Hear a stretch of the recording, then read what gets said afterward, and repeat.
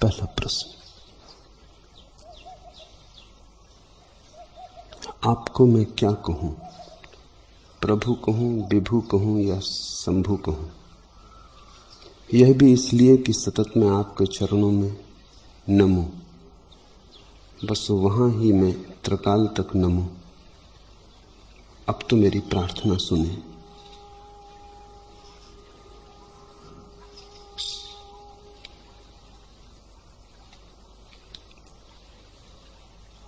कहने की बहुत बात नहीं है।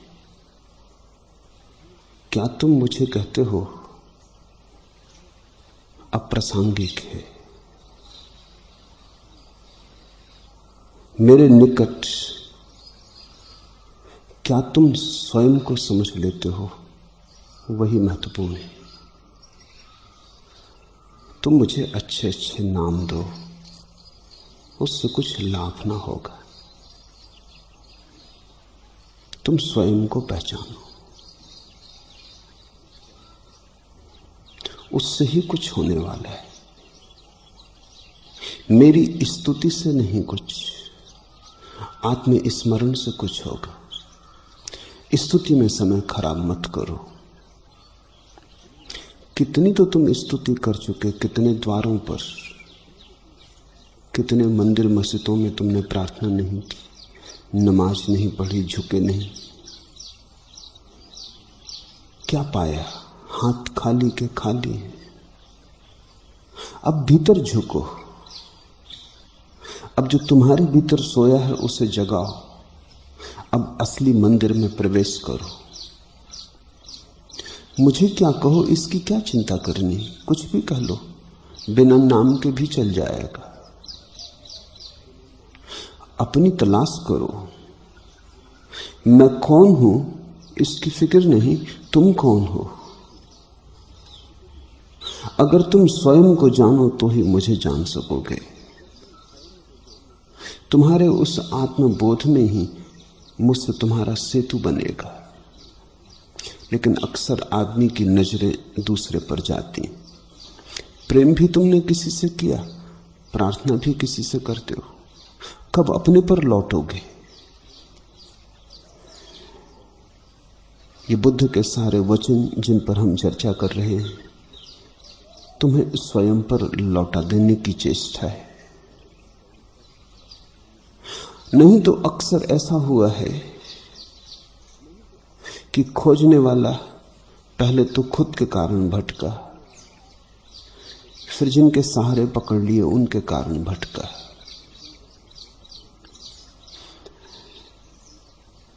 तुम किसी का भी सहारा पकड़ो, भटकोगे। क्योंकि दूसरे का सहारा पकड़ने का अर्थ ही यह है कि तुम जागने से बचना चाहते हो, तुम किसी और पर टालना चाहते हो। ये जीवन की संपदा ऐसी नहीं कि कोई और तुम्हें दे देगा। इसलिए बुद्ध बार बार कहते हैं, कोई और तुम्हें न जगा सकेगा, तुम ही को जागना होगा। तुमने दूसरों से काम लेना सीख लिया है, लेकिन एक काम ऐसा है जो तुम दूसरों से न ले सकोगे। वो काम है आत्म जागरण का, वो है सत्य साक्षात का। नहीं तो तुम बदलते रहोगे द्वार। एक द्वार पर न पाओगे, सोचोगे यहां कुछ भी नहीं, मेरे पास लोग आते हैं। एक बूढ़े सज्जन आए, उन्होंने कहा शिवानंद के आश्रम में था, कुछ न पाया। फिर अरविंद आश्रम में था, कुछ न पाया। फिर श्री रमन आश्रम में था, कुछ न पाया। अब आपके चरणों में आया हूं। मैंने कहा तुम जल्दी जाओ, इसके पहले कि तुम कुछ न फिर पाओ। तुम जल्दी करो, यहां से जाओ, अन्यथा तुम दूसरों से जाके कहोगे वहां भी हो आया, कुछ न पाया।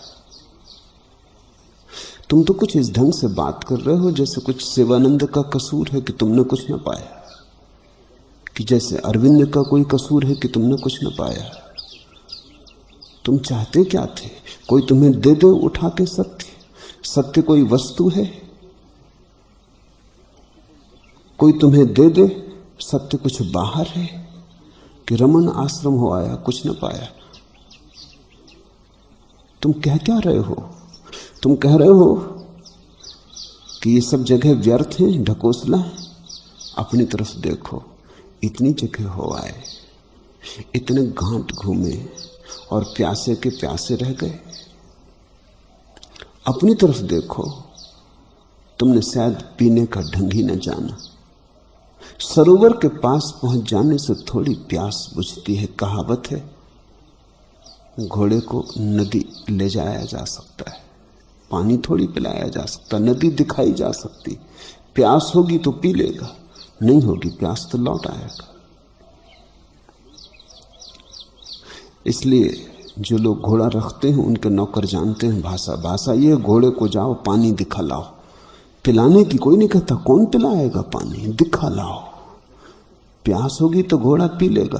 तुम इतनी जगह पानी देखाए और पिया ना, प्यास ही झूठी मालूम पड़ती है।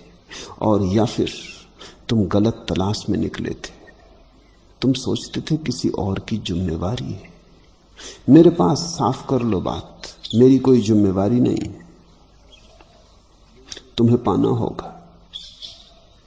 मेरी उपस्थिति का लाभ ले सकते हो, लेकिन मेरी उपस्थिति की स्तुति करने की कोई जरूरत नहीं है। मेरी स्तुति से कुछ लाभ ना होगा, समय व्यय होगा। परमात्मा भीतर छिपा है, मुझे तुम क्या फायदा कहने से। प्रभु कहो, विभु कहो, शंभु कहो, जो कहना हो कहो, न कहना हो मत कहो। प्रभु भीतर छिपा है। मेरे इशारों को देखो, मेरी चिंता मत करो मैं क्या कह रहा हूं, किस तरफ इशारा कर रहा हूं उसको पहचानो। मेरे पीछे चलने से तुम मेरे अनुयायी न बनोगे, अपने भीतर उतरोगे तो मेरे अनुयायी हो। और अनुयायी कहने का तब कोई अर्थ नहीं रह जाता। इस सारे इशारे तुम्हारी तरफ।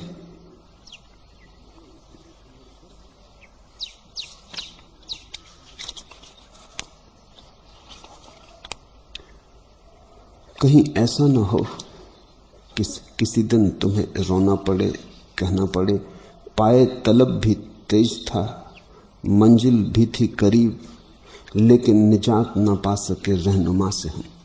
पांव की ताकत भी तीव्र थी, चलने की क्षमता भी काफी थी। पाए तलब भी तेज था, मंजिल भी थी करीब, और मंजिल भी सामने खड़ी थी, लेकिन मुश्किल ये हो गई, लेकिन निजात न पा सके रहनुमा से हम। लेकिन पथ प्रदर्शक से मुक्त होना मुश्किल हो गया। गुरु द्वार बने, दीवार न हो जाए। तुम्हें मुझ पर रुक नहीं जाना है। ये तुम क्या पागलपन की बात कर रहे हो कि त्रिकाल बस आपको ही नमता रहूं, तुम मुझे भी मुसीबत में डालोगे। त्रिकाल कुछ सोचो तो तुम मुझे भी अटकाओगे। त्रिकाल तक तुम नमोगे तो मुझे भी वहीं खड़ा रहना पड़ेगा। ऐसे ही तुमने पत्थरों के भगवान बना लिए, क्योंकि जिंदा भगवान 3 काल तक खड़ा न रहेगा तुम्हारे लिए। तुम्हारी कसरत से जिंदा को क्या प्रयोजन, इसलिए तुमने पत्थर की मूर्तियां गढ़ ली। उनका भगवान से कुछ संबंध नहीं, तुम्हें मजा लेना है झुकने उठने का। उठते रहो, झुकते रहो।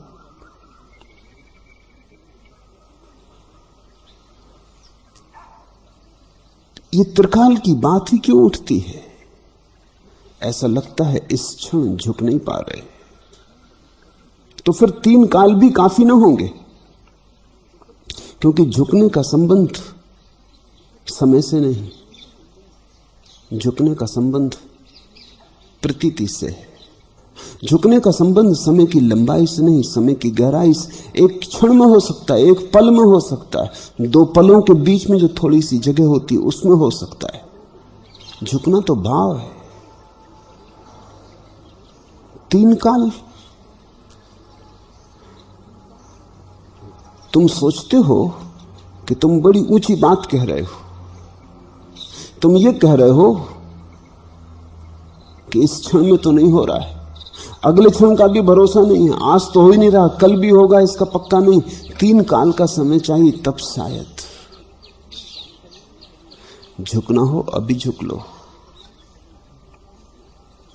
और झुकना कोई शारीरिक क्रिया नहीं है,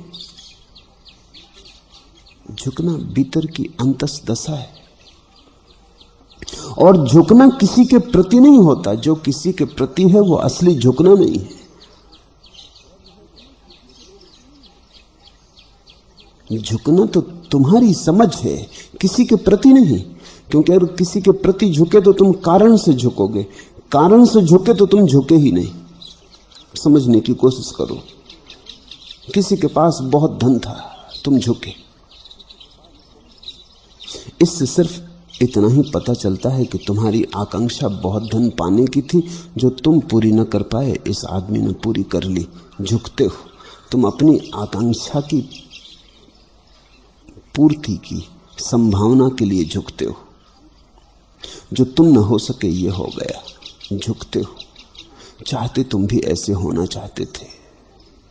किसी को बड़े पद पर देखा, झुके। यही तुम्हारे भीतर का भी रोग था। तुम भी चाहते थे सिंहासन पर विराजो, न विराज पाए, लेकिन इस आदमी ने पा लिया, झुकने योग्य है। किसी के पास बहुत ज्ञान देखा, झुके। किसी के पास बहुत त्याग देखा, झुके। लेकिन जब भी झुके, कारण से झुके। जो कारण से झुका वो झुका ही नहीं। क्योंकि अगर इतना ही धन तुम्हें मिल जाए तो फिर तो तुम इस आदमी के आगे ना झुकोगे। ऐसा ही पद तुम्हें मिल जाए या इससे ऊंचा पद मिल जाए, फिर तो तुम ना झुकोगे। तुम कहोगे अब कारण ही ना रहा। इतना ही ज्ञान मिल जाए, इतना ही त्याग तुम्हारे जीवन में भी फल जाए, फिर तो ना झुकोगे। तुम कहोगे अब प्रयोजन ही ना रहा। तो मैं तुमसे कहता हूं, तब भी तुम झुके न थे, तब भी अहंकार गिरा न था। उस झुकने में भी अहंकार ने अपने को संभाला था।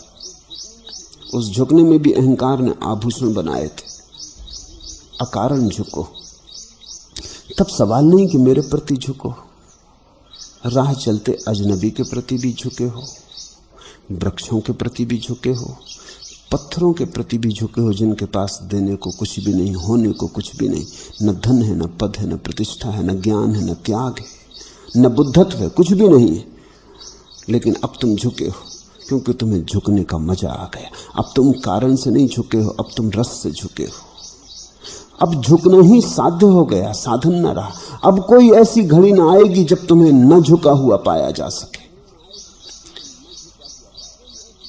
अब तुमने झुकने की भीतरी कला सीख ली। बाहरी कारण न रहे, निमित्त न रहे।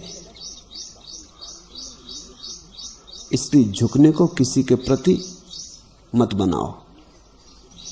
झुकना हो बस काफी है। नहीं तो मंदिर के सामने झुकोगे तो मस्जिद के सामने अकड़ के निकलोगे। ये भी कोई झुकना हुआ? मेरे सामने झुकोगे तो किसी दूसरे के सामने अकड़ के निकलोगे, बदला कहीं ले लोगे तुम। इसलिए तो मंदिर के सामने जो झुकता है, मंदिर मस्जिद के सामने अकड़ के निकलता है। वही कह रहा बहुत हो गया झुकना झुकना, अब यहां तो अकड़ ले। जो मस्जिद में झुकता है वो मंदिर के सामने अकड़ के निकलता। बदला तुम मंदिर से लेते हो, मस्जिद का। अगर तुम झुके ही होते तो क्या मंदिर, क्या मस्जिद, क्या गुरुद्वारा। तुम झुके ही होते।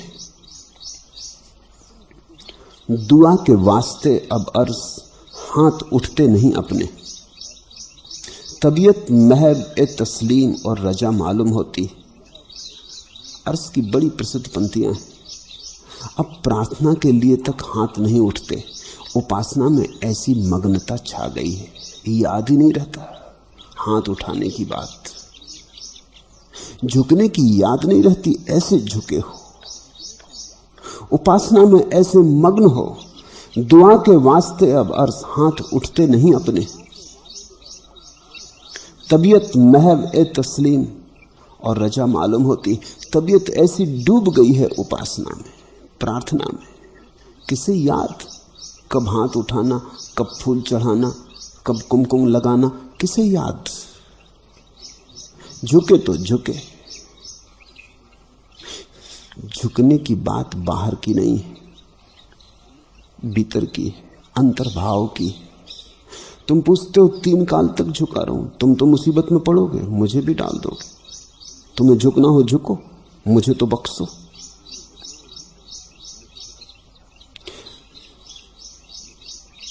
इसलिए कि मैं सतत आपके चरणों में नमूं। डर क्या है? सतत क्यों बनाना चाहते हो?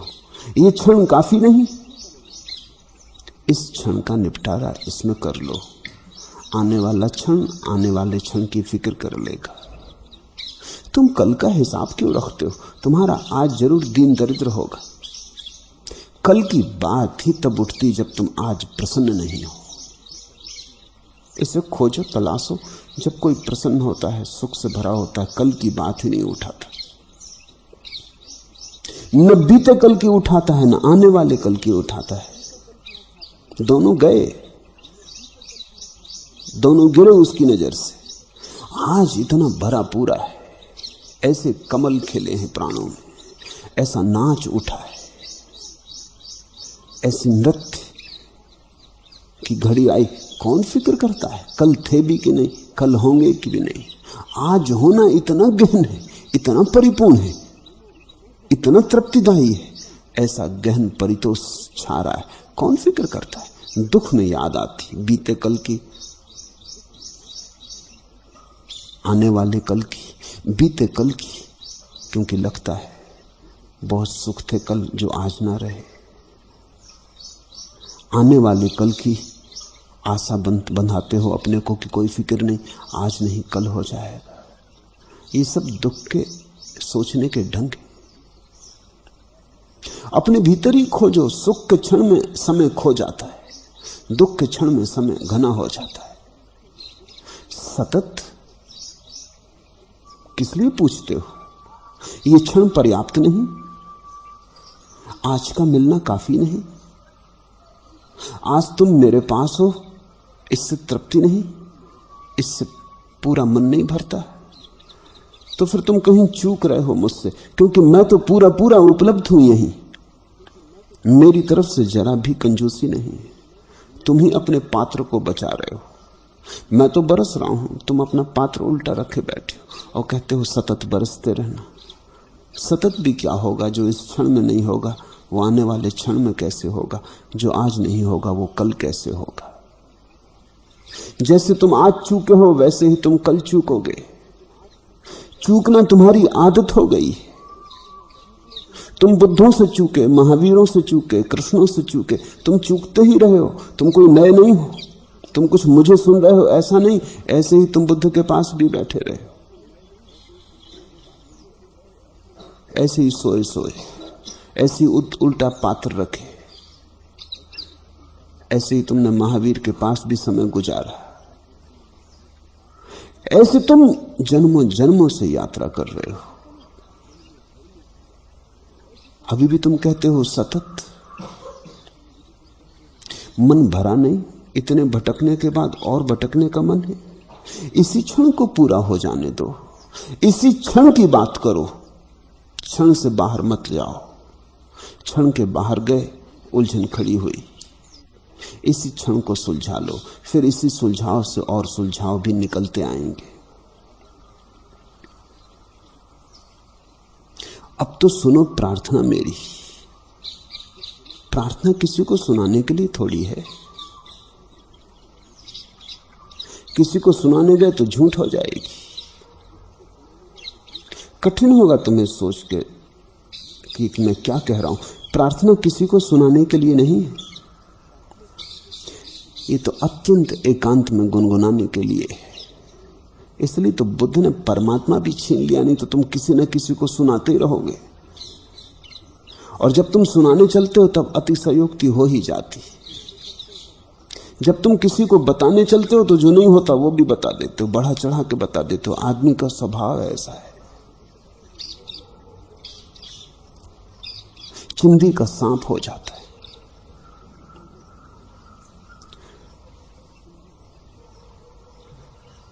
तुम जरा अपने को पकड़ो।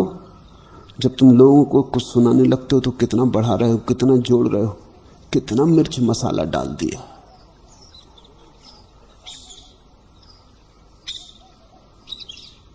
बढ़ती चली जाती हैं बातें, लोग एक दूसरे को सुनाते चले जाते हैं। लेकिन ये दूसरे को सुनाने के मोह में झूठ हो जाता है। प्रार्थना तो सच्ची होनी चाहिए, किसी को सुनानी नहीं है। इन पक्षियों के गीत जैसी होनी चाहिए। अपने आनंद से गुनगुना रहे हैं। प्रदर्शन नहीं है कोई, न किसी की फरमाइश है, न आकांक्षा है कोई सुने, सुन ले मौज उसकी। पक्षियों को कोई प्रयोजन नहीं। इन फूलों को देखो वृक्षों पर खिले, किसके लिए खिले? अपने लिए खिले। किसी की राह नहीं देख रहे हैं कि कोई निकले किनारे से और गंध से आंदोलित हो जाए। कोई निकले ठीक, कोई ना निकले ठीक, वृक्षों को पता ही नहीं चलता। कोई आए ठीक, कोई ना आए ठीक। निर्जन में भी वृक्ष ऐसे ही खिलते हैं, जहां से कोई भी नहीं निकलता। तुम्हारी प्रार्थना भी ऐसी ही होनी चाहिए, किसी को सुनाने के लिए नहीं। प्रार्थना तो तुम्हारे आनंद की अभिव्यक्ति होनी चाहिए। और मांग तो प्रार्थना में रखना ही मत, अन्यथा प्रार्थना मर गई। मांग छाती पे बैठी, प्रार्थना की कि प्रार्थना मरी। इतना दिया है, उसके लिए धन्यवाद दो, मांगो मत। लेकिन प्रार्थना में भिखारी खड़ा ही रहता है, प्रार्थना में प्रार्थी बने ही रहता है। प्रार्थी को हटाओ, अन्यथा प्रार्थना की दम घुट जाएगी।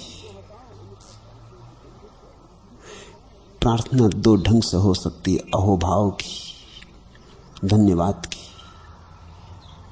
मांग की। मांगने की प्रार्थना गंदी हो जाती। तुम कुछ भी मांगो, तुम्हारी मांग तुमसे बड़ी ना होगी। तुम परमात्मा भी मांगो तो भी तुम्हारा परमात्मा तुम्हारी धारणा का परमात्मा होगा। अगर तुम असीम को चाहते हो तो मांगो ही मत, मांग को हटा लो, क्योंकि तुम्हारी मांग सीमा ही बनाएगी। तुम कितना ही सोचोगे, सीमा ही बनेगी। तुम बड़े से बड़ा भी मांगोगे तो छोटा ही रहेगा। तुम बड़ा मांग ही नहीं सकते, मांग बड़ी की हो ही नहीं सकती। मांगते ही चीजें छोटी हो जाती। खूं ए वफा मिली, दिल ए दर्द आसना मिला। क्या रह गया है और जो मांगे खुदा से हम? खूं ए वफा मिली, प्रेम निभाने की आदत मिली। खूं ए वफा मिली, प्रेम निभाने की आदत मिली। दिल ए दर्द आसना मिला, पीड़ाओं से परिचित होने की क्षमता मिली हृदय को। क्या रह गया है और जो मांगे खुदा से हम? अब और मांगने को क्या बचा? प्रेम की क्षमता मिली, पीड़ा की क्षमता मिली, सब मिल गया। पीड़ा निखारेगी, पीड़ा गलत को काटेगी, पीड़ा व्यर्थ को जलाएगी, प्रेम सार्थक को उभारेगा, जगाएगा। बस हो गई बात। पीड़ा यानी जो व्यर्थ है वो कट जाएगा, प्रेम यानी जो सार्थक है वो बच जाएगा और खिलेगा, खिलेगा, फूलेगा, हजार हजार रंग रूपों में प्रकट होगा। प्रेम मिला, पीड़ा मिली, अब और खुदा से मांगने को क्या रह गया? जिन्होंने ठीक से प्रार्थना की उन्होंने पाया, अरे मुझे पात्र को इतना दिया, अकारण दिया। वे धन्यवाद देने गए हैं मंदिर और मस्जिद, मांगने नहीं गए। तुम जरा देखो भी मैं तुम्हें क्या दे रहा हूं।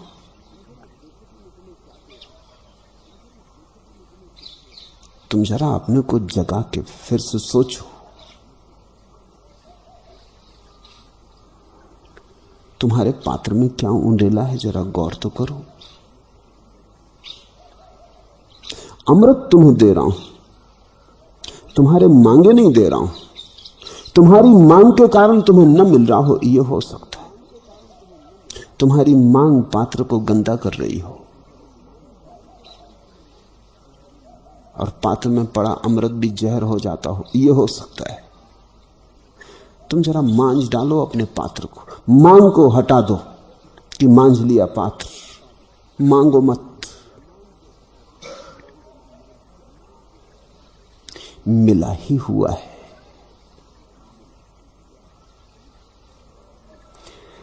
कहीं ऐसा ना हो कि तुम्हारी प्रार्थनाएं तुम्हारी वासनाओं के ही छिपे रूप हों।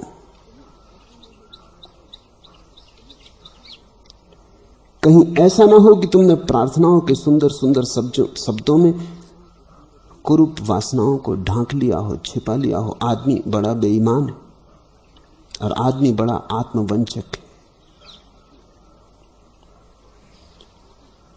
फिर से तुम उघाड़ के अपनी प्रार्थनाएं देखो, जरा प्रार्थनाओं के ढक्कन हटाओ, नीचे झांको, क्या भरा है वहां। भला तुम कहो या ना कहो, अगर वो भीतर है तो है, और प्रार्थना को गलत कर जाएगा। प्रार्थना होनी चाहिए शुद्ध, सहज, स्फूर्त, तुम्हारी सरल निर्दोषता से उठी हुई, एक धन्यवाद का भाव अस्तित्व के प्रति कि मुझे अपात्र को कितना दिया है, किस कारण दिया है। प्रार्थना में आश्चर्य होगा। तुम्हारी प्रार्थना में कभी आश्चर्य होता है? तुम्हारी प्रार्थना में तुम कुछ मांग रहे हो, धन, पद, प्रतिष्ठा, इससे किसी तरह छूटे क्या, इसको किसी तरह छिपाया तो तुम मांगने लगते हो मोक्ष, समाधि, कैवल्य।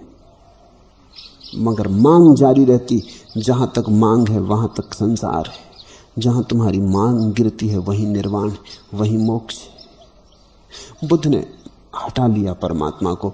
न रहेगा बांस, न बजेगी बांसुरी, न रहेगा कोई जिससे तुम मांग सको, न तुम्हारी ये व्यर्थ की प्रार्थनाएं चलेंगी। धर्म को परमात्मा से मुक्त किया ताकि धर्म मांग से मुक्त हो जाए। तुम अकेला अपने को पाओ।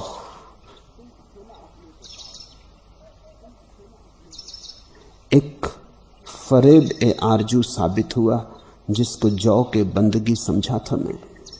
आकांक्षा का धोखा सिद्ध होती है अक्सर जिसको तुमने उपासना की अभिरुचि समझी। मंदिरों में जाते लोगों के हृदय में झांको, वे कुछ मांगने चले जा रहे हैं। बाजार में हार गए, मांग मांग के न मिला, मंदिर जा रहे हैं। आदमी से मांग मांग के हार गए, परमात्मा से मांगने जा रहे हैं।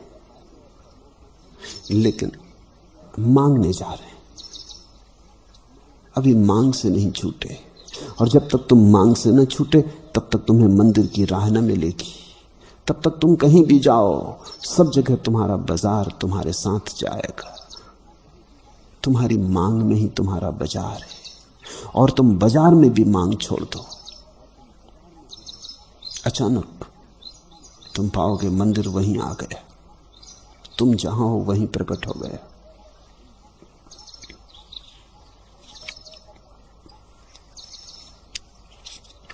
दूसरा प्रश्न, भगवान, तेरी महफिल की रस्म निभाना हमको नहीं आता, अपने ही जिस्म की भस्म लगाना हमको नहीं आता।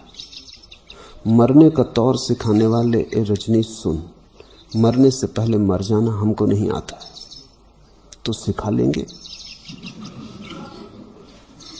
अगर तुम्हें आता ही हो तो ही मुश्किल होगी, ना आता हो और पता हो कि नहीं आता तो सिखा लेंगे। आता हो, अगर सच में ही आता हो तब तो मेरे पास आने की कोई जरूरत नहीं। आने का सिर्फ ख्याल हो कि आता है और आता ना हो तो सिखाना मुश्किल हो जाएगा। जिसने अपने अज्ञान को समझा उसने ज्ञान को निमंत्रण दिया। जिसने कहा नहीं आता, कोई अड़चन नहीं, उससे मेरा संग साथ बन जाता है। किसको आता है मरना? जीना ही नहीं आता, मरना तो बड़ी दूर की बात है। जी रहे हो और जीना नहीं आता, मरना तो कैसे आएगा? मरना तो केवल उन्हीं को आता है जो जीना सीख लेते, जो जीने को उसकी पराकाष्ठा में जी लेते, जो जीवन को उसकी आत्यंतिक गहराई में जी लेते हैं, उनको मरना आता। क्योंकि मरना जीवन की आखिरी ऊंचाई है, उसके पार फिर कोई शिखर नहीं, वो गौरी शंकर है जीवन का। तुम साधारणतः सोचते हो मृत्यु जीवन का अंत है, ऐसा नहीं। ये तो तुम्हें जीना नहीं आया इसलिए सोचते हो। समझो, जिसे जीना नहीं आया वो मौत से डरता है, डरेगा ही, दया का पात्र है बेचारा। क्योंकि जिसे अभी जीना नहीं आया वो देखता है कि मौत चली आती पास, हम अभी जिए भी नहीं। अभी हम सोचते ही रहे कहां आसिया बने कहां न बने, बाहर खत्म हुई।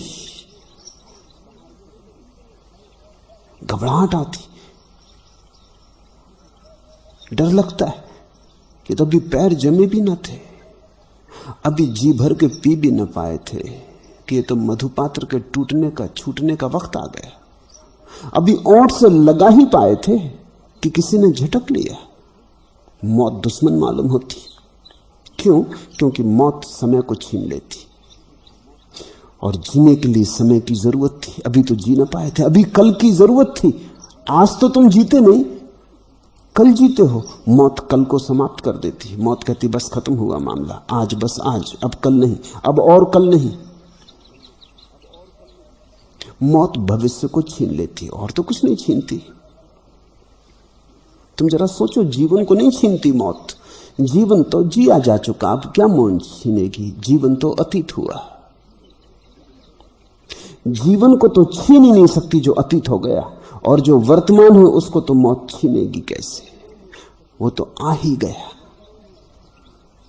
यहां मौजूद ही है, अब उसके न होने का कोई उपाय नहीं। मौत सिर्फ भविष्य को छीन सकती है, जो आने वाला था ना आए। सिकंदर मर रहा था तो उसने कहा सारा साम्राज्य दे दूंगा, थोड़ी देर मुझे बचा लिया जाए, 24 घंटे बचा लिया जाए, मुझे मेरी मां से मिलना है। पास आ गया था अपनी राजधानी के, लेकिन अभी भी फासला था 24 घंटे का। चिकित्सकों ने कहा असंभव है। उसने कहा आधा राज्य देता हूं, पूरा देता हूं। चिकित्सकों ने कहा तुम कुछ भी दो, असंभव है। 24 घंटे तो बहुत, एक सांस भी हम न बढ़ा सकेंगे। भविष्य पे हमारा कोई बस नहीं।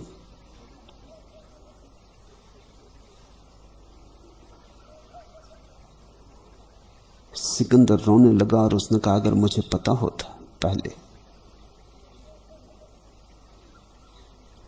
तो मैंने सांसें व्यर्थ न गंवाई होती।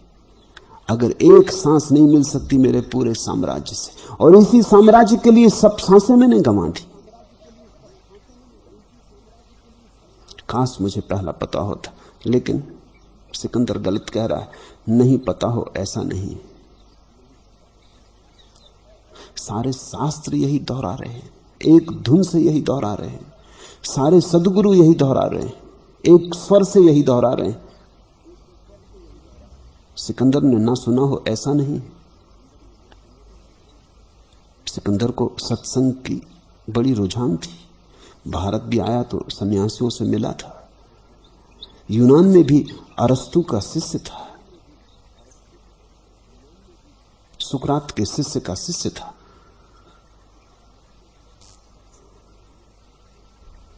ज्ञानियों के पास बैठता था, न सुना हो ऐसा नहीं। लेकिन बहरा रहा होगा, सुने को अनसुना किया होगा जैसा तुम कर रहे हो। मौत भविष्य को छीनती है, और जो जिया नहीं उसका सारा जीवन भविष्य में। वो सोचता है कल जिएंगे, आज गया कोई हर्जा नहीं। हजार चिंताएं थी, उन्हें सुलझाने में लगे थे, कल जिएंगे, सब चीजों से निवृत्त होकर कल जिएंगे। आज मकान बना लेते हैं, कल जिएंगे। आज पत्नी ले आते हैं, कल जिएंगे। आज धन कमा लेते हैं, कल जिएंगे। ऐसा आदमी कल पे टालता है जीवन को। आज तैयारी करता है, जीने को कल पे टालता है। एक दिन मौत आती, तैयारी तो कभी पूरी होती नहीं, हो नहीं सकती। आदमी का मन ऐसा है, कितना ही अच्छा मकान बनाओ और अच्छा बनाया जा सकता है। कितनी ही सुंदर स्त्री ले आओ, कितना ही सुंदर पति खोज लो, और सुंदर खोजा जा सकता है। मनुष्य की सबसे बड़ी पीड़ा यही है कि मनुष्य के पास कल्पना है। कल्पना के कारण वो श्रेष्ठ स्तर का हमेशा सपना देख लेता है। सुंदरतम स्त्री क्लियोपेत्रा तुम्हें मिल जाए तो भी तुम सोचोगे कि आंख थोड़ी और काली हो सकती थी, कि आंख थोड़ी और मछलियों जैसी हो सकती थी, कि चेहरा और थोड़ा गोरा हो सकता था, कि और थोड़ा सांवला हो सकता था, कि और सब तो ठीक है, लेकिन बाल मेघों की घटाओं जैसे नहीं, कि और सब तो ठीक है, नाक थोड़ी लंबी है कि थोड़ी छोटी है। मनुष्य के पास कल्पना है, कल्पना के कारण वो सृष्टिकर की सदा ही चिंतना कर सकता है। तुम जाके ताजमहल में भी भूल चूके खोज सकते हो। अक्सर लोग यही करते हैं, ताजमहल में जाके भूल चूके खोजते हैं, कहां कमी रह गई कहां।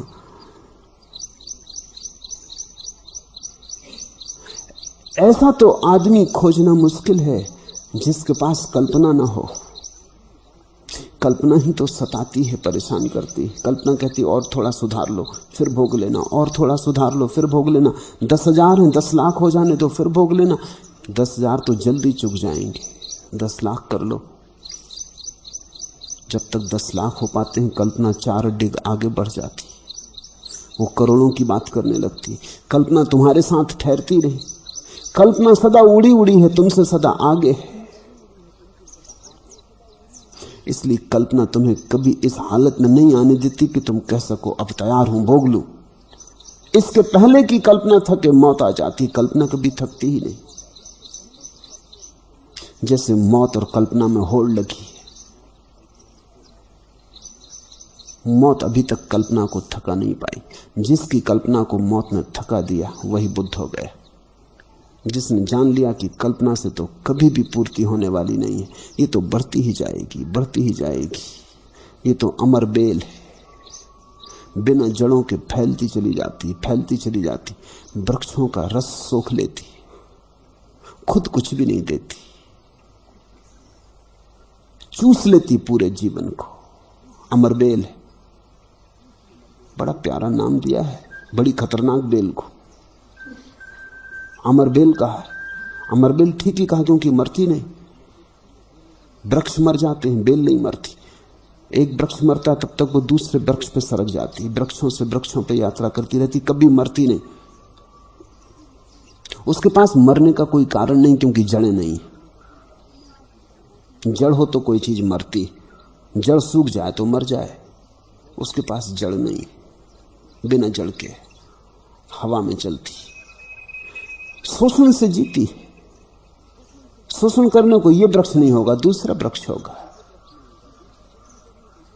न उसमें पत्ते लगते, न फूल लगते, न फल लगते। बांझ है। कल्पना से बांझ तुमने कोई और चीज देखी? कुछ भी नहीं लगता, मगर लगने के सपने दिए चली जाती। जिस दिन तुम ये देख लोगे अमर बेल है, उसी दिन तुम जागोगे। उस दिन तुम तैयारी छोड़ोगे, तुम जियोगे। उस दिन तुम कहोगे कि आज तो जी ले, जितनी तैयारी है उतने से जी ले। माना कि आंगन टेढ़ा है, लेकिन कुछ नाच तो हो ही सकेगा। अब ये ना कहें कि आंगन टेढ़ा है, नाचें कैसे? चलो थोड़ा बच बच के नाच लेंगे, टेढ़ा सही, मगर नाच तो लें, क्योंकि आंगन कब होगा जब टेढ़ा ना होगा। फिर नाचेंगे, तब गैर टेढ़े आंगन में भी नाच लेंगे, लेकिन नाच तो लें टेढ़े में सही। भूख लगी है आज, रूखी सूखी रोटी है, इसे तो आनंद से स्वीकार कर लें, अहोभाव से इसका भोजन कर लें, इसका तो खून बनने दें। फिर जब सजेंगे थाल, तब उन्हें भी स्वीकार कर लेंगे। कहीं ऐसा ना हो कि रूखी सूखी रोटी के अस्वीकार करने में तुम्हारी भूख ही मर जाए। ऐसा हुआ है। कहीं ऐसा ना हो कि आंगन टेढ़ा है, नाचने कैसे? तो जब तक आंगन सीधा हो तब तक तुम नाचना भूल जाओ, पैर टूट जाएं। और जिंदगी भर जो नाचा ना हो वो कैसे नाचेगा? ऐसे मैं लोगों को जानता हूं जो कहते हैं एक दफा कमा ले। एक मेरे मित्र, उन्होंने कहा ठीक, जब 55 साल का हो जाऊंगा तब तक कमा लूं,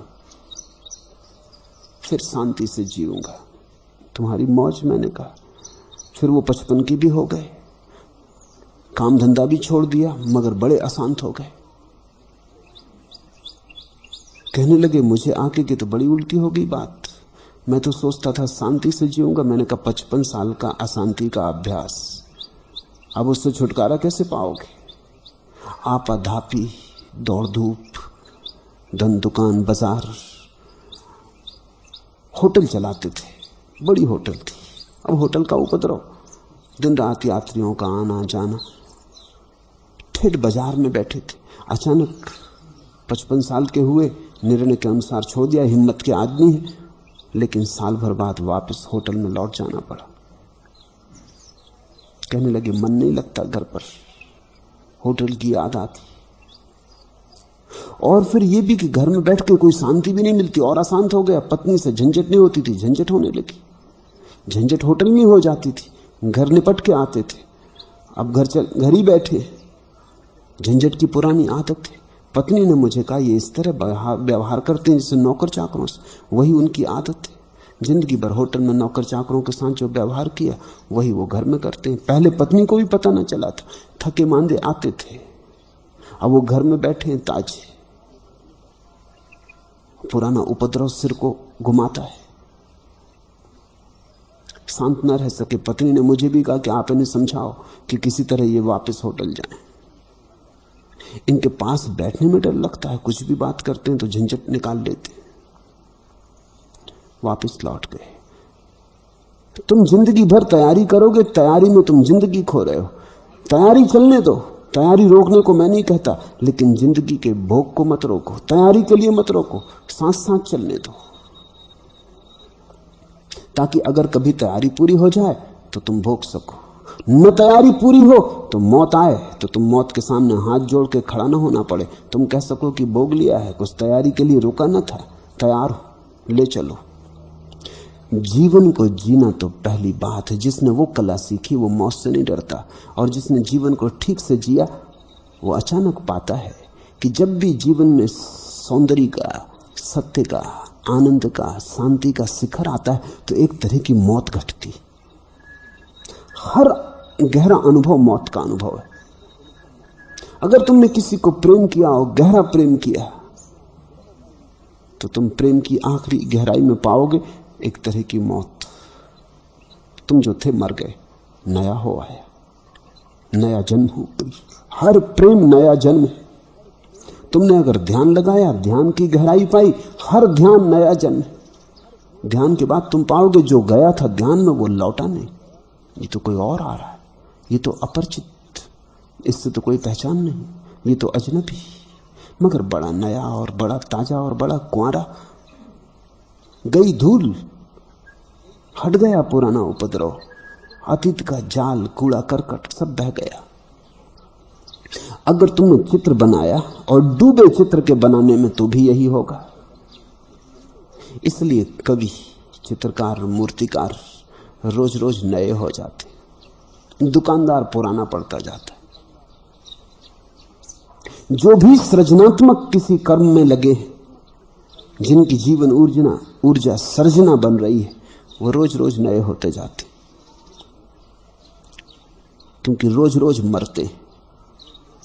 सृजन का अर्थ ही रोज रोज पल पल मरना है, ताकि जीवन नया होता जाए, कभी पुराना ना हो, कभी बासा ना हो।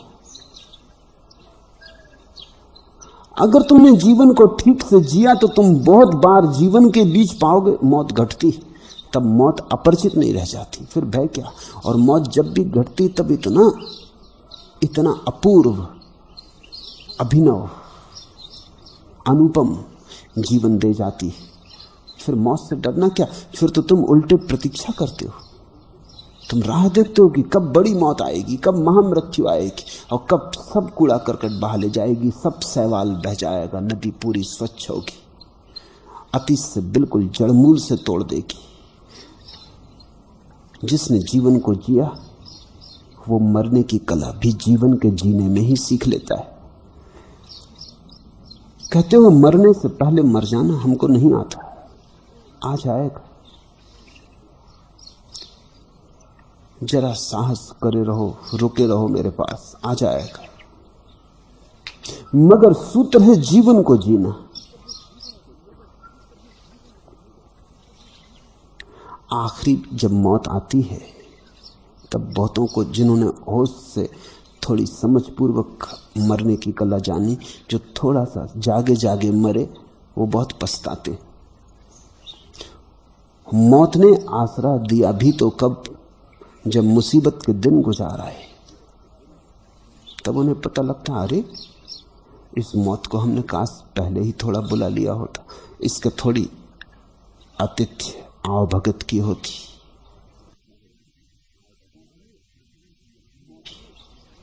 मौत ने आसरा दिया भी तो कब? जब मुसीबत के दिन गुजार आए। जब जवान थे तभी इसे बुलाया होता तो जवानी में निखार आ जाता। जब प्रेम में थे तब इसे बुलाया होता तो प्रेम में गहराई आ जाती। अगर ये मौत तुमने पुकारी होती संभोग के क्षण में तो संभोग समाधि बन जाता।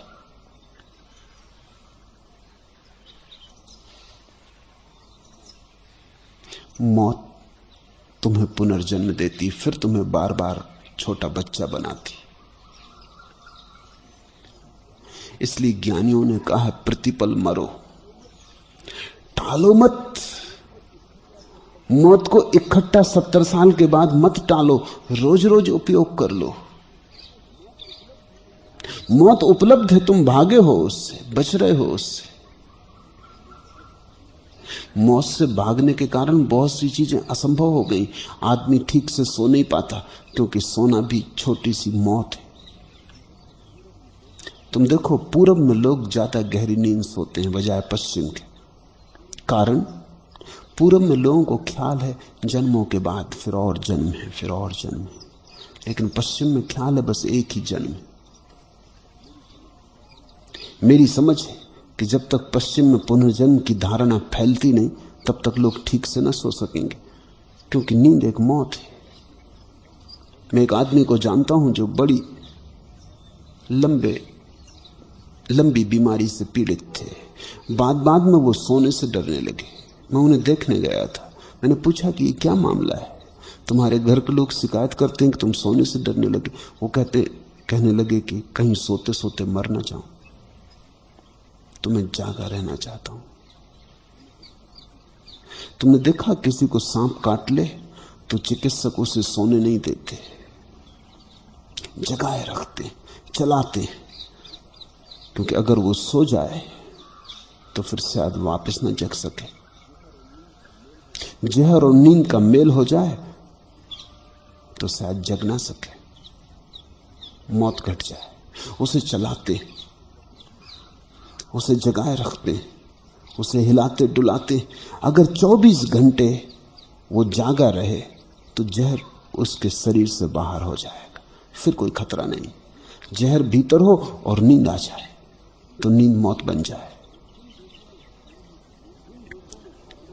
जिन देशों में धारणा है कि एक ही जीवन है फिर कोई जीवन नहीं, उन देशों में नींद खोती जा रही।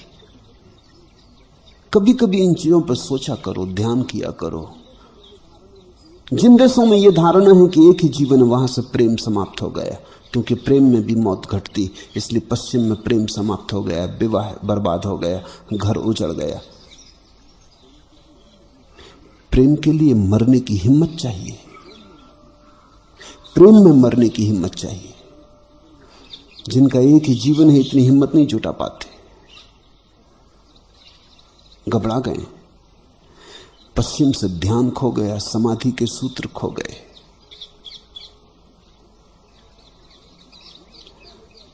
कारण मौत का डर बड़ा हो गया। जब एक ही बार जीवन है तो मौत बड़ी बहुमूल्य हो गई कि एक दफा मरे कि मरे, सदा के लिए मरे, अनंत काल के लिए मरे।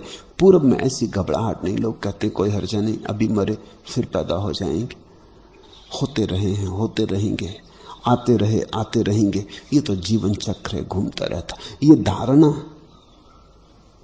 तुम्हें तनाव से नहीं भरती। पूरब में लोग गहरी नींद भी सोते हैं, प्रेम में भी डुबकी लगा लेते हैं, कभी कभी समाधि के शिखरों पे भी चढ़ जाते। लुत्फ जो बेखुदी में था वो कहां, होश में आके हमने देख लिया। जरा बचपन की याद तो करो, भूल ही गए बिल्कुल। कैसा मजा था बेखुदी में, जब तुम्हें अपनी याद भी न थी,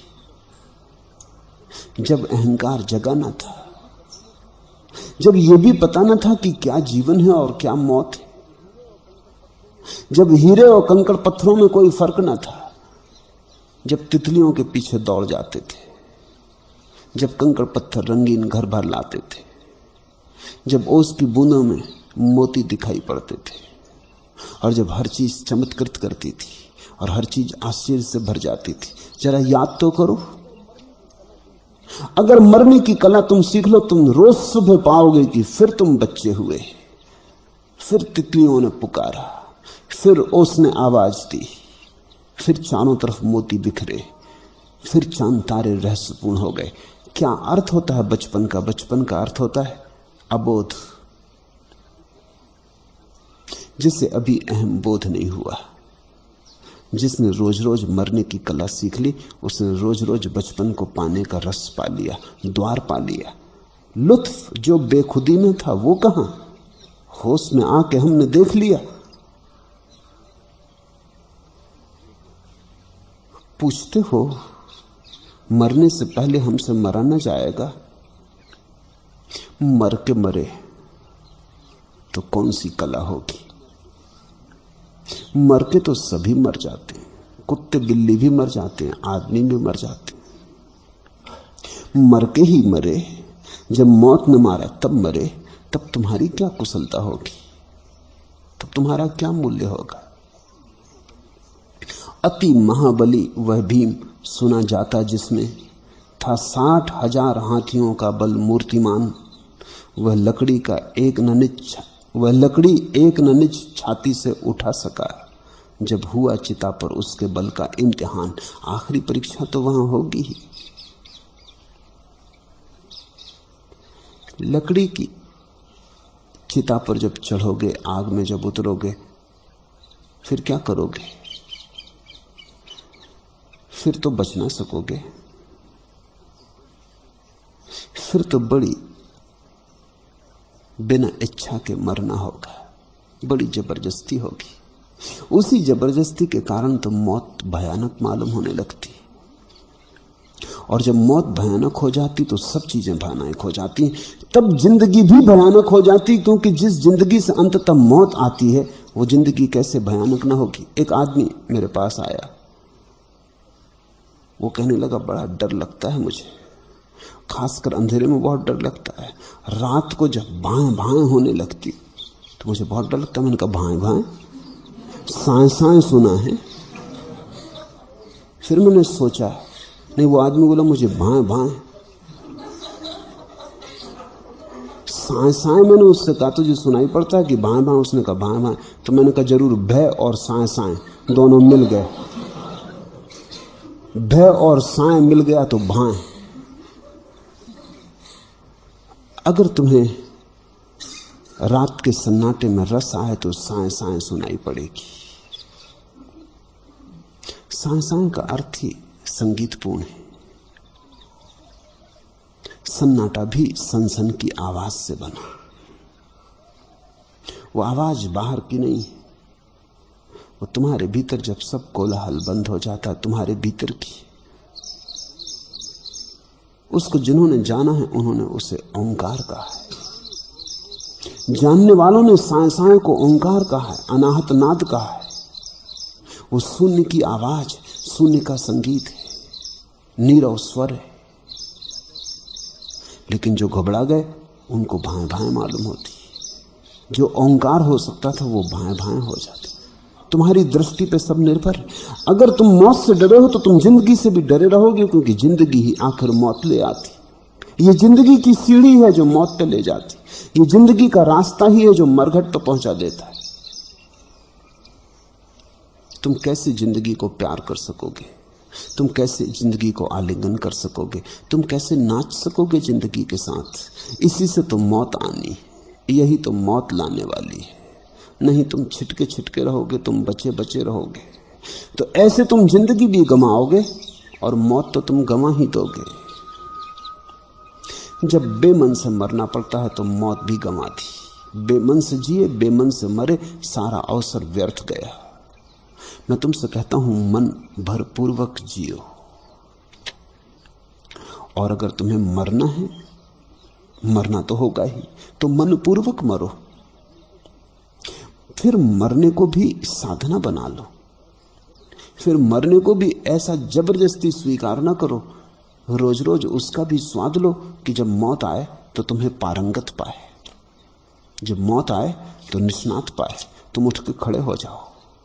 मैंने एक फकीर के संबंध में सुना है, ज़ैन फकीर के, कि जब वो मरने को हुआ उसने कहा मेरे जूते ले आओ। क्या करना है जूते का? चिकित्सक तो कहते हैं कि अब आप सुबह ना होगी और समाप्त हो जाएंगे, और आप भी कहते हैं कि सूरज के उगने के पहले मृत्यु आ जाएगी। उसने कहा वही तो मैं तैयारी कर रहा हूं, मर घट जाता हूं, मैं किसी के कंधे पे चढ़ के न जाऊंगा। जूते लाओ, मैं मौत को अपनी तरफ से चल के मिलूंगा। ये मेरी जिंदगी का कॉल रहा। वो उठा, उसने जूते पहने, बूढ़ा आदमी लकड़ी टेकता हुआ मरघट चला। हजारों की भीड़ उसके पीछे चली। लोगों ने कभी ना देखा था कि कोई आदमी अपने पैर से चल के जाता है। लोग सदा दूसरों के कंधों पे चढ़े जाते, दूसरों को ले जाना पड़ता है, अपनी तरफ से कौन जाता है। मगर ये फकीर गया, इसने कहा कब्र खोदो। इसने कब्र खोदने में हाथ भी बटाया, वो उसमें लेट गया और कहते हैं मर गया। आंख उसने बंद कर ली। उसने कहा अब मैं जाता हूं, अलविदा, अब तुम मिट्टी फेंक सकते हो। उसने आंख बंद कर ली, वो मर गया। ये कुछ बात हुई, ये कुछ मरने का ढंग हुआ, ये कुछ शैली हुई, इसमें कुछ सौंदर्य है। इस आदमी ने मौत को हरा दिया। मौत भी रह गई होगी छाती मसोस के कि इस आदमी को न मार पाए। ये स्वेच्छा से गया है।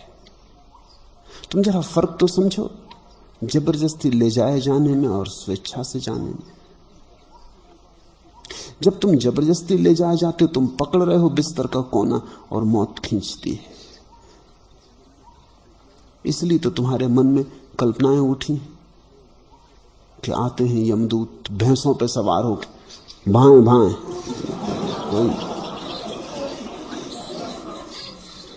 क्योंकि जिन्होंने जाना है वो कहते हैं परमात्मा हाथ फैलाता है, उससे मिलन होता है, और तुम कहते हो भैंसों पे सवार हो। तुम्हें और कोई सवारी ना मिली।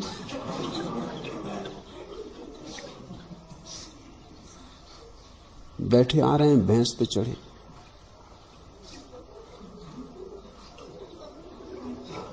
बड़ा पुराना ढंग मालूम पड़ता है। कहां यंत्र कहां से कहां पहुंच गए। ये तो बैलगाड़ी से भी गया गुजरा जमाना मालूम होता जब भैंस पे चढ़े आए। नहीं, मगर तुम्हारे भय ने भैंस खड़ी कर ली। तुम्हारे भय ने यमदूतों को काला रंग दिया है। तुमने कठोपनिषद पढ़ा ही है, नचिकेता अपनी तरफ से चला गया तो मौत से भी अमृत के सूत्र लेकर लौटा। कहानी तो प्रतीक है। जबरदस्ती जाते हो, उससे केवल इतनी ही खबर मिलती, ठीक से जिए भी ना। जीवन से भी मौत ही निकली तुम्हारे, और नचिकेता मौत से भी अमृत ले आए। मौत ने उसे जीवन देने के बहुत बहाने किए। कहा कि धन ले ले, राज्य ले ले, साम्राज्य ले ले, हाथी घोड़े ले ले, सुंदर स्त्रियां ले ले। उसने कहा इनको लेके क्या होगा, एक दिन तो तुम आ जाओगे, फिर तुम छीन लोगे। तो जो छीन ही जाना है उसकी बात ना उठाओ, मुझे तो तुम वो दे दो जो कभी छीनता नहीं। मौत ने बहुत तरकीबें लगाई, सब तरह से समझाया। अगर मौत की बातें सुनोगे तुम्हारा भी मन होने लगेगा हम न हुए, अन्यथा ले लेते। क्या क्या मिल रहा था। और ये ना समझ नचिकेता आखिर बाल बुद्धि बालक ही ठहरा। लेकिन नचिकेता ने कुछ भी ना लिया। उसने कहा कि एक बात का जवाब देते चलो, ये तुम जो देने को कहते हो अगर मैं ले लूं तो कभी तुम छीनोगे या नहीं। मृत्यु ने कहा जितना तुझे लंबा समय मांगना हो मांग ले। 1000 साल जीना हो 1000 साल जी, 10,000 साल जीना हो 10,000 साल जी। कितनी लंबी आयु मांगता है। उसने कहा लंबी की बात मत उठाओ, एक दिन आओगे आखिर में कि नहीं। 100 साल बाद आओगे, 1000 साल बाद आओगे, 10,000 साल बाद आओगे, आओगे ना, बात खत्म हो गई। कुछ ऐसी बात बताओ जिसमें तुम आओ ही ना। नचिकेता ने मृत्यु में से भी अमृत खोज लिया, लेकिन सूत्र इतना है कि अपनी स्वेच्छा से चला गया। एक बार भी नानुच न की, बाप नाराज हो गया। बाप ने यज्ञ किया है, वो बांट रहा है जैसा बांटने वाले बांटते। बेकार चीजें बांटते हैं, जिनका कोई जरूरत नहीं रहेगी वो बांट देते हैं, भेंट कर आते। तुम भी करते हो यही। बाप बांट रहा है, गऊएं बांट रहा है जो न दूध देती, जिनके हड्डी पंजर निकल आए हैं। नचिकेता पास बैठा है, वो पूछता है पिता ये गायें आप दे रहे हैं, इनको देने से पुण्य होगा क्योंकि इनमें दूध तो निकलता ही नहीं। बाप नाराज होता है। अक्सर बाप नाराज हो जाते हैं क्योंकि अनुभव अक्सर कुंवारी निर्दोष बोध से नाराज हो जाता है, क्योंकि कुंवारा निर्दोष बोध अनुभव को जैसे ही उंगली उठाता है अनुभव को बेचैनी होती, क्योंकि अनुभव बेईमान सिद्ध होता है। ये बेटा ये कह रहा है कि पिताजी बड़ी बेईमानी कर रहे हैं, यज्ञ का नाम ले रहे हैं, ब्राह्मणों को दान कर रहे हैं, दान की वाहवाह हो रही, लेकिन ये गौएं दान योग्य नहीं है। ये मुझे पता है, इनमें से दूध तो निकलता ही नहीं। उसने देखा होगा घर में ये गौएं कई दिन से खड़ी हैं, उल्टा इनको घास फूस खिलाओ, कुछ निकलता तो है नहीं। ये पिता दान कर रहा है, इससे कैसे पुण्य होगा। बाप नाराज हो गया। बाप ने कहा तू चुप भी रहे, लेकिन बेटा चुप नहीं रह सकता, वो देख रहा है। उसने कहा कि आप सब दान दे रहे हैं, सब दान कर देंगे, जो भी आपका है दान कर देंगे। पिता ने कहा हाँ, जो भी मेरा दान कर दूंगा, मैं सर्वस्व दानी होने वाला हूं। उसने कहा मैं भी तो आपका हूं, मुझको दान कर देंगे। अब तो बाप का गुस्सा बहुत चढ़ गया। उसने कहा कि तुझे भी दान करूंगा और ब्राह्मणों को नहीं, मौत को दूंगा। लेकिन नचिकेता ने एक बार भी ना कहा कि मुझे मौत को मत दे। कहते हैं वो उठा और मौत के घर की तरफ चला गया। जब दे ही दिया तो बात खत्म हो गई। अक्सर मौत तुम्हारे घर आती, नचिकेता मौत के घर गया। ये बड़ी प्रतीक की बात है। और जब मौत तुम्हारे घर आती तुम हमेशा मिल जाते हो। ख्याल है, कहीं भी घर बनाओ मौत वहीं आ जाएगी। कभी तुमने ऐसा देखा कि मौत आई और तुम घर पे न थे? वो वहां आएगी नहीं। अगर तुम बाजार में थे तो बाजार में आएगी, मंदिर में थे तो मंदिर में आएगी। तुम ये तो नहीं कह सकते, ये कोई अलीबी तो नहीं हो सकती कि हम घर पे नहीं थे। ये कोई अदालत तो नहीं है कि वहां तुम बहाना खोज लोगे। मौत जब भी आती सदा तुम्हें घर पे पाती, पाएगी ही। नचिकेता मौत के घर गया, मौत न थी। मौत को पता ही नहीं था, ये कोई आने का वक्त ही ना था, इसके आने का समय भी ना आया था। अभी तो ये छोटा था, अभी तो ये निर्दोष था, अबोध था, अभी अभी तो ये पैदा हुआ था, अभी तो जीवन के द्वार में प्रवेश ही हुआ था। इसका तो कोई सवाल ही ना था। अभी रजिस्टर में इसका नाम ना आया था, अभी क्यू में इसका नंबर ना आया था।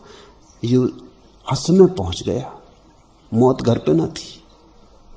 कहानी का मतलब यह है कि अगर मरने के लिए बैठे रहे तो मौत तुम्हें पालेगी, अगर अपनी तरफ से मरे तो तुम मौत को ना पा सकोगे। अगर तुम अपनी तरफ से मरे फिर मौत से कोई मिलना नहीं है। मगर नचिकेता भी एक ही जिद्दी था, वो बैठा रहा 3 दिन। उसने कहा कभी तो आएगी, जब आएगी तब मिल लेंगे, लेकिन बिना मिले नहीं जा सकते। पिता ने दे दिया सो दे दिया। मौत से मिलके ही आया, और जो भी मौत से मिलके आ गया वो अमृत हो गया। इसलिए कठोपनिषद बड़ा बहुमूल्य उपनिषद है।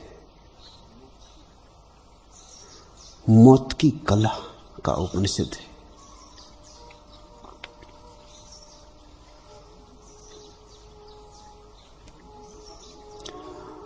जानता हूं तकलीफ होती है, ये सोच के भी तकलीफ होती है कि मरना सीखें, मगर सीख लोगे तो पछताओगे ना, न सीखे तो बहुत पछताओगे। फिर वैसे ही रोगे जैसे सिकंदर रोया कि जिंदगी फिजूल गमा दी, इतने बड़े साम्राज्य से एक श्वास भी वापस नहीं मिलती, इसका क्या अर्थ था। जिंदगी उन्वाने अफसाना भी है, तुझको ए दिल खुद तड़फ के उनको तड़फाना भी है। तुम जीने की आकांक्षा करते हो, इसलिए तुम परमात्मा से दूर हुए जाते हो। तुम जितने जोर से जीने की आकांक्षा करते हो उतना ही तुम अपने को अलग तोड़े चले जाते हो। तुम मरना सीखो। इधर तुमने मरना सीखा कि उधर परमात्मा के हृदय में भी तुम्हारे लिए तरंगें उठी। जिंदगी उन्वान अफसाना भी है, तुझको ए दिल खुद तड़फ के उनको तड़फाना भी है। अक्ल वाले तो उठा सकते नहीं बार ए जुनू, क्या कोई ए अहले महफिल तुझ में दीवाना भी है। जो बहुत बुद्धिमान है वो तो ये पागलपन न कर पाएंगे। वो तो कहेंगे कहां की बात कर रहे हो, मरने की, मरने से बचना है कि मरना सीखना है। अक्ल वाले तो उठा सकते नहीं बार ए जुनू, ये जो दीवानगी है, इसका जो बोझ है, ये बुद्धि वाले तो नहीं उठा सकते। क्या कोई ए अहले महफिल तुझ में दीवाना भी है। लेकिन अगर तुम में कोई दीवाने हो और मरना सीख ले तो अंततः वे ही अक्ल वाले सिद्ध होते हैं।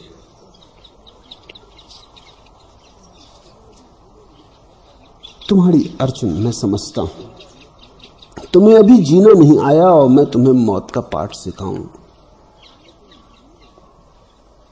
लेकिन जीना मौत का ही पहला पाठ है। अगर तुम मौत को ही सीखना चाहते हो तो ही तुम जीने को सीख सकोगे, क्योंकि जो दूसरा पाठ नहीं सीखना चाहता वो पहले पाठ से भी बचेगा।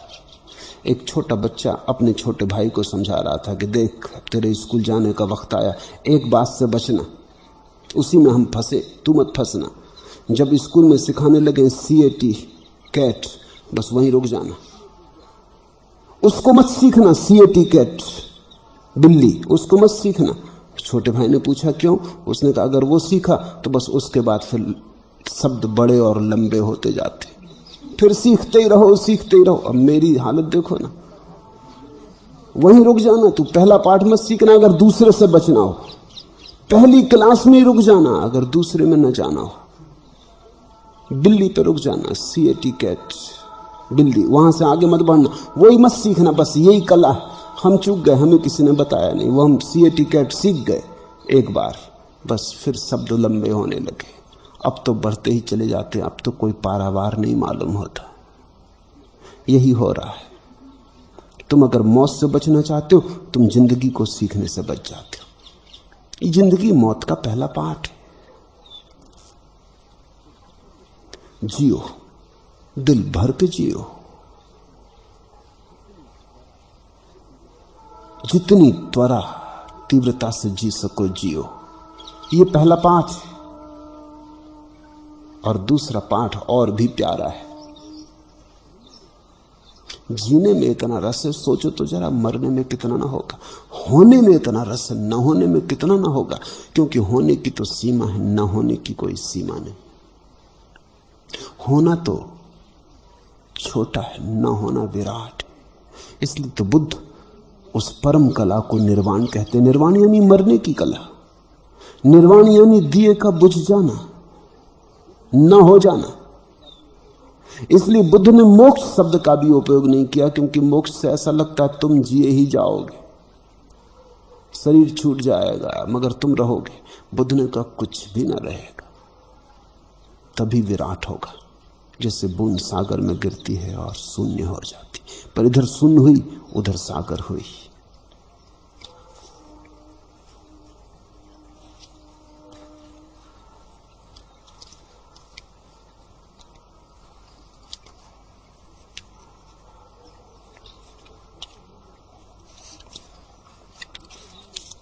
तीसरा प्रश्न, चौथा प्रश्न। जब जब हमने सूफियों को सलाम किया तब तब हम पर कविता का इल्हाम हुआ। इस दौर में जब हम कुछ लिखने बैठे यूं लगा कि मजहब अब इस्लाम हुआ। ऐसा क्यों है?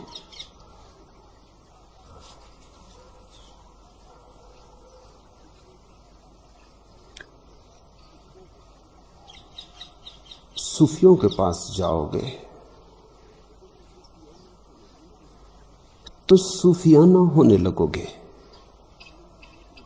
उनकी हवा तुम्हें पकड़ लेगी, तुम उनके गीत गुनगुनाने लगोगे, उनके हृदय की धुन तुम्हें पकड़ लेगी।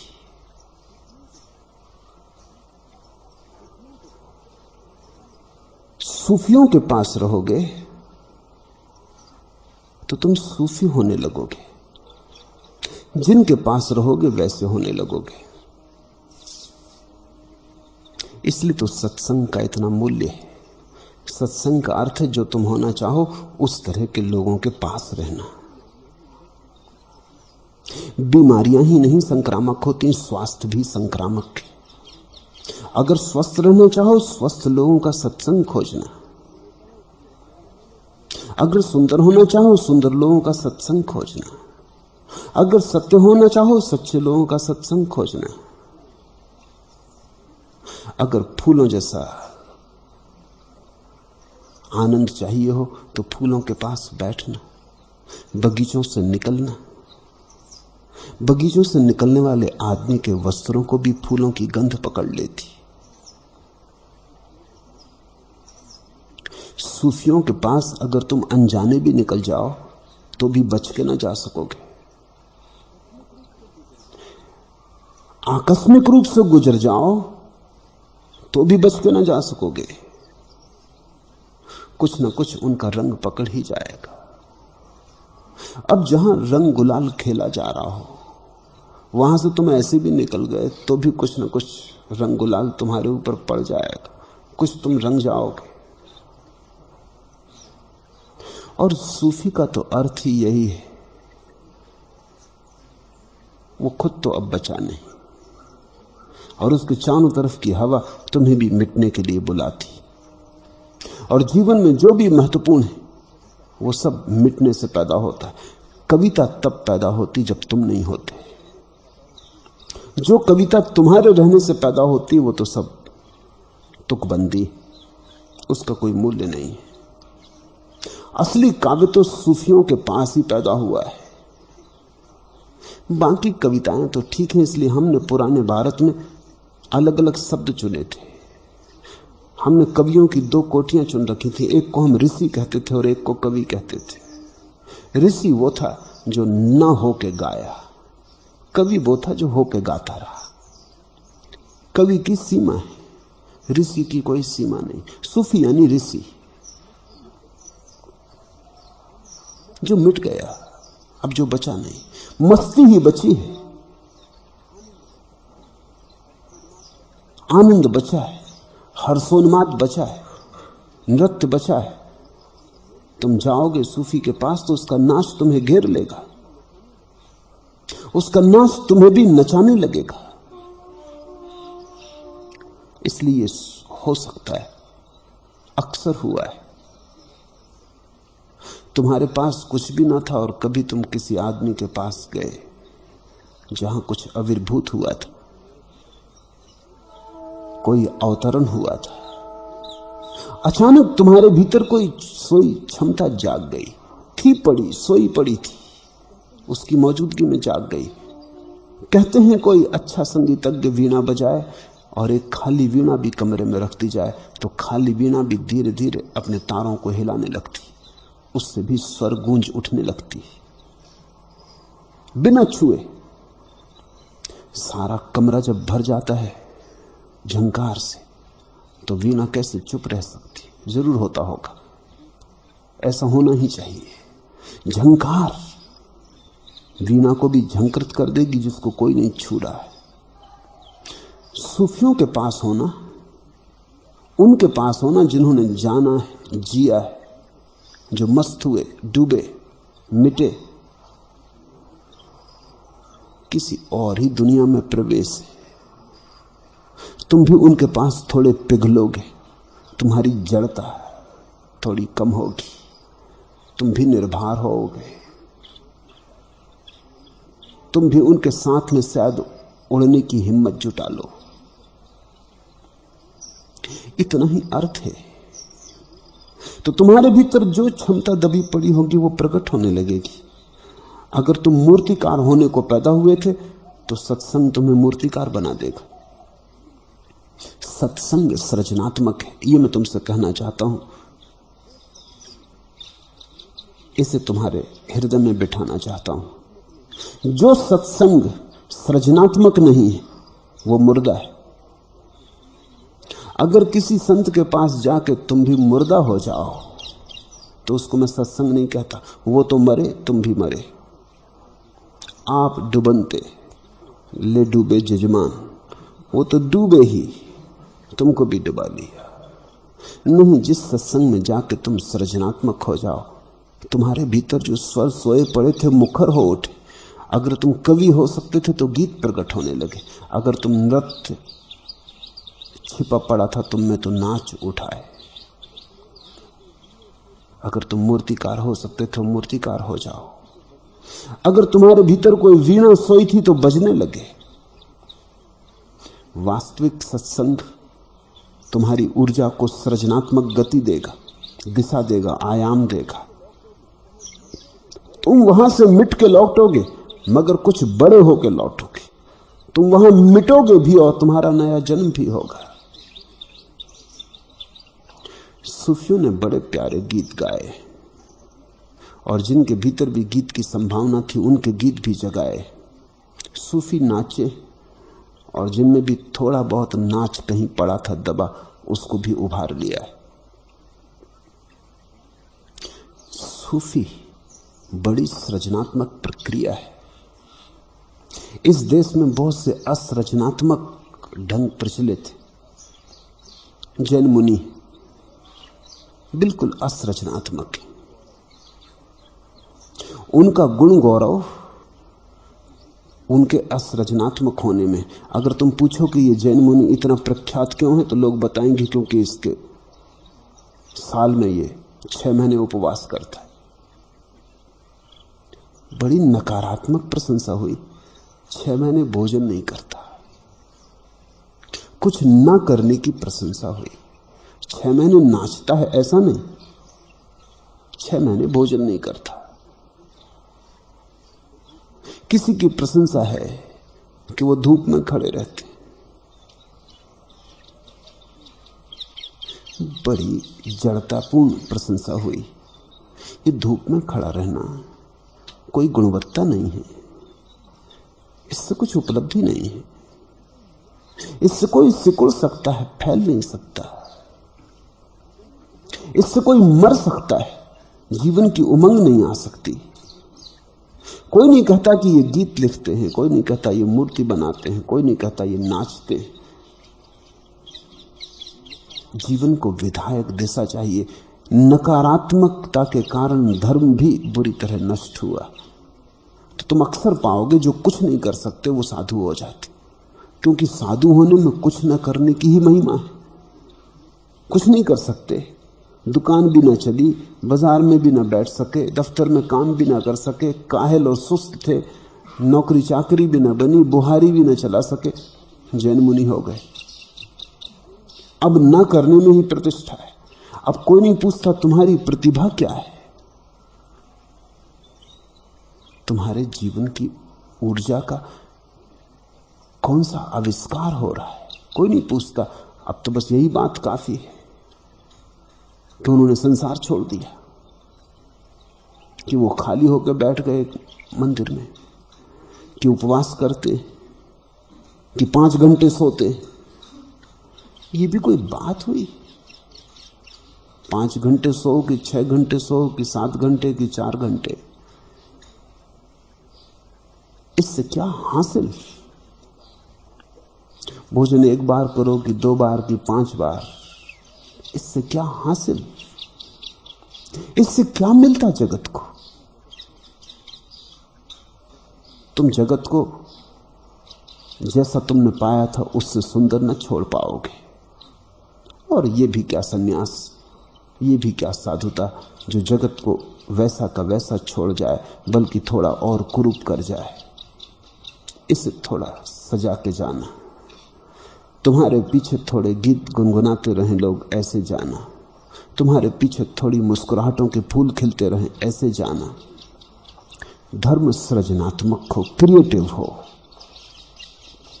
तुम्हारी प्रशंसा तुम्हारे कुछ करने की प्रशंसा हो, तुम्हारी प्रशंसा तुम्हारे कुछ होने की प्रशंसा हो।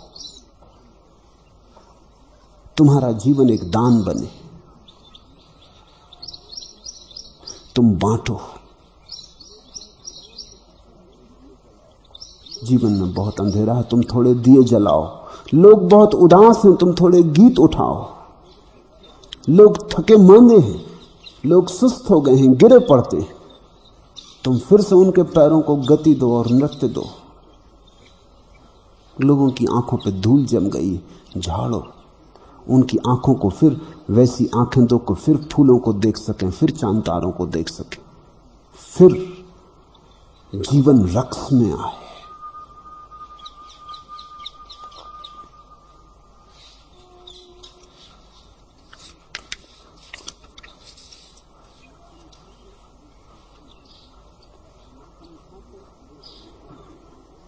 समझा तो ये समझा मैंने, जाना तो ये जाना है, हर वीराना एक बस्ती है, हर बस्ती एक वीराना है। देखने के ढंग पर निर्भर है। हर वीराना एक बस्ती है, हर बस्ती एक वीराना है, देखने के ढंग पर निर्भर है। अगर तुम नकारात्मक ढंग से देखो तो हर बस्ती एक वीराना है। अगर तुम विधायक ढंग से देखो तो हर वीराना एक बस्ती है। जीवन को स्वीकार के अहोभाव से देखना जरूरी है, तो तुम खिलोगे, अन्यथा मुरझा जाओगे। और तुम खिलोगे तो ही तुम्हारी तृप्ति है। मुरझा गए तो तृप्ति ना हो सकेगी। तो इधर मैं देखता हूं, साधु मेरे पास आ जाते हैं, पुराने ढंग ढर्रे के साधु हैं। वो कहते हैं साधु तो हो गए लेकिन कुछ पाया नहीं। साधु होने से पाने का क्या संबंध है? मैं कहता हूं कुछ पालो, उससे साधुता निकलनी चाहिए। तुम कुछ पालो, उससे साधुता निकलनी चाहिए। तुम कहते हो साधु हो गए, कुछ पाया नहीं। किसने कहा था कि साधु होने से तुम्हें कुछ मिल जाएगा? मिलने का साधु होने से क्या संबंध था? कुछ मिला होता, उससे साधुता निकलती। तुम कुछ खोजते, कुछ साधते, कुछ निखारते, अपने पत्थर को थोड़ा छांटते, मूर्ति बनाते, उससे साधुता निकली होती। तुमने सस्ती साधुता चाहिए, तुमने बड़ी सस्ती साधुता चाहिए।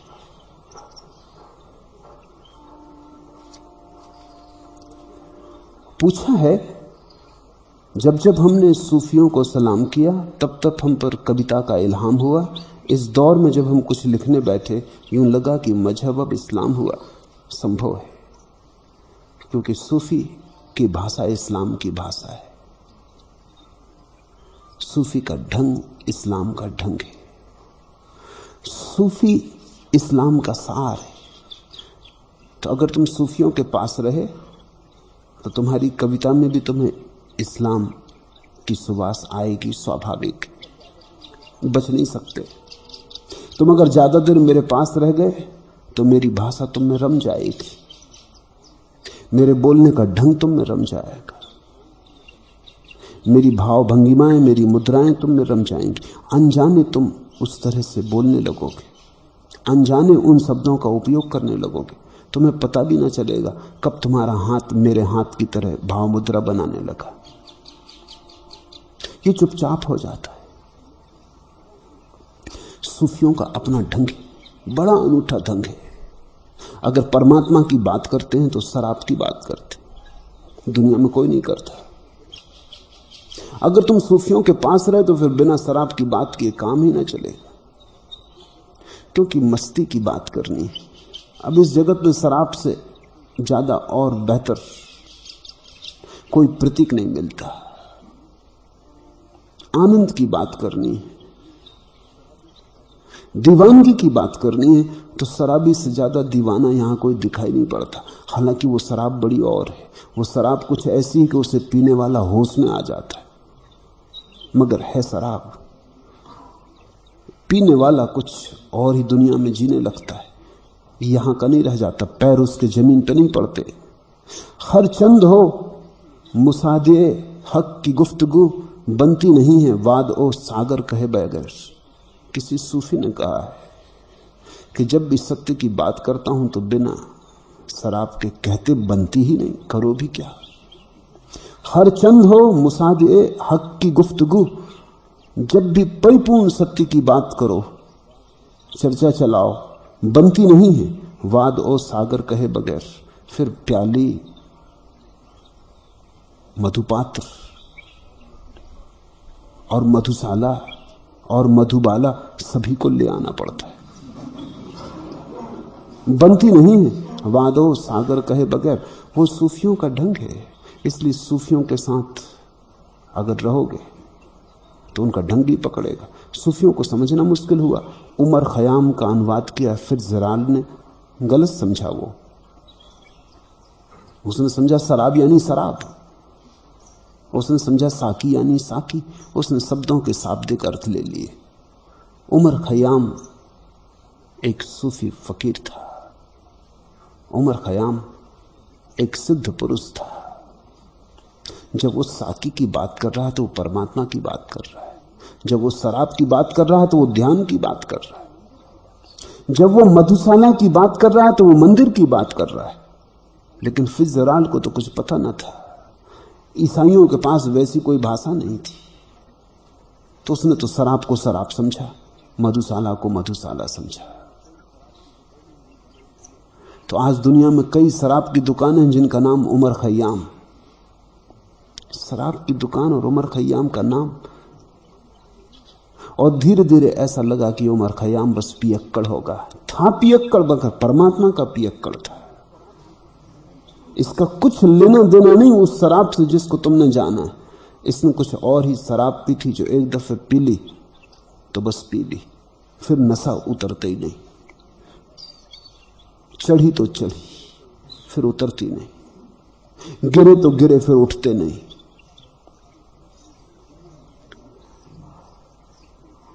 दुनिया में शैलियां हैं, सूफियों की अपनी है, ज़ेन फकीरों की अपनी। अगर ज़ेन फकीरों की भाषा तुम्हें नहीं आती तो तुम बड़ी अड़चन में पड़ोगे। तुम जाओ किसी ज़ेन फकीर के पास तो तुम पूछो आत्मा को कैसे पाया जाए, हो सकता है उठा के डंडा मार दे। ये उसकी भाषा है। जो समझता है उसकी भाषा, वो सिर झुका के चरण छुएगा कि बड़ी कृपा की आपने जवाब दिया। तुम तो नाराज हो जाओगे, तुम तो पुलिस दफ्तर की तरफ भागोगे कि ये आदमी कैसा है। हम पूछने गए कि सत्य कैसे पाया जाए, आत्मा कैसी पाई जाए, और इसने लठ मार दिया। तुम समझे नहीं। ये आदमी ये कह रहा है कि आत्मा पाई नहीं जाती, तुम पाए हुए हो। ये लकड़ी मार के तुम्हें होश ला रहा है कि जागो। दिया एक झड़ापा जोर से कि जागो। ये तुम्हें होश में ला रहा है कि क्या सोई सोई बातें कर रहे हैं, नींद में हो। आत्मा को पाना, आत्मा पाई ही हुई है। तो तुम ना समझोगे, कठिनाई हो जाएगी, मुश्किल हो जाएगी। जापान को 1500 साल धीरे धीरे धीरे धीरे ये भाषा रमी, समझ में आई। धर्म की भी वैसी भाषाएं हैं जैसी और भाषाएं हैं। अगर तुम समझते हो अरबी तो समझते हो, नहीं समझते तो नहीं समझते। ऐसे ही धर्म की भाषाएं हैं। सूफी इस्लाम की गहरी भाषा है। खुद मुसलमान नहीं समझे, मंसूर को लटका दिया सूली पर,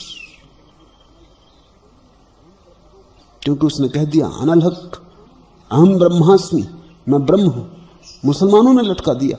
वो इस्लाम की गहरी से गहरी बात कह रहा था। वो कह रहा था अब फासला बचे नहीं मुझ में और तुझ में। अब चाहे ये कहूं कि तू मैं है या ये कहूं कि मैं तू हूं, एक ही बात है। अब दूरी न रही, अब हम एक हुए। अब बूंद सागर में गिर गई, ये कहो कि बूंद सागर में गिर गई या ये कहो कि सागर बूंद में गिर गया, क्या फर्क पड़ता है। अलग अलग ना रहे। इस्लाम की गहरी से गहरी बात मंसूर ने की, मुसलमानों ने सूली लगा दी। मुसलमान भी न समझे इस्लाम की गहरी बात। यही बुद्ध के साथ हुआ। बुद्ध ने उपनिषदों की गहरी से गहरी बात कही, हिंदू न समझे। बुद्ध को उखाड़ फेंका, भारत में टिकने न दिया। उपनिषद और वेदों का जो सार था वो बुद्ध ने कहा। बुद्ध से ज्यादा सारभूत उपनिषद किसी और से प्रकट नहीं हुए, लेकिन हिंदू न समझे। होता ऐसा है कि एक भाषा में भी कई तल होते।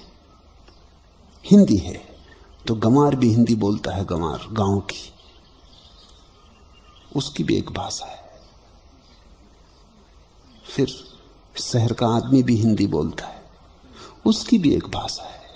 फिर पढ़ा लिखा शहर का आदमी भी एक भाषा बोलता है, उसकी भी एक भाषा है। सभी हिंदी बोलते हैं।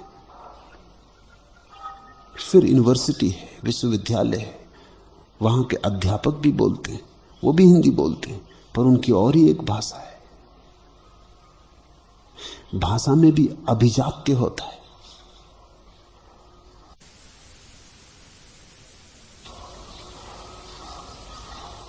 संपन्नता होती। ऐसे ही धर्म की भी भाषा है। मोहम्मद ने जो भाषा बोली है वो उस आदमी की है जो आखिरी आदमी समझ ले। मंसूर ने जो भाषा बोली वो इस्लाम की भाषा है, लेकिन उसकी है जो शिखर पे चढ़ा हुआ सिद्ध पुरुष ही समझे। हम मंसूर ने जो बोला मोहम्मद समझ सकते थे, लेकिन मुसलमान न समझे, क्योंकि मोहम्मद ने जो बोला था वो साधारण आदमी समझ ले। तो साधारण आदमी के पास तो मोहम्मद की भाषा थी, उसने पकड़ ली थी, अब वो उसको छोड़ने को राजी ना था। जब मंसूर बोला तो ये बात इतनी अभिजातपूर्ण मालूम पड़ी, इतनी अरिस्टोक्रेटिक मालूम पड़ी, इतनी दूर की मालूम पड़ी कि नहीं, उसको जची नहीं, तो इस्लाम को खराब किए दे रहा है। सूफी बड़ी गहरी भाषा है। जब तुम उनके पास रहोगे तो कुछ आश्चर्य नहीं कि तुम्हारी वाणी में भी इस्लाम की झलक आने लगे। हर्जा भी कुछ नहीं है, आने दो, इस्लाम बड़ा प्यारा है।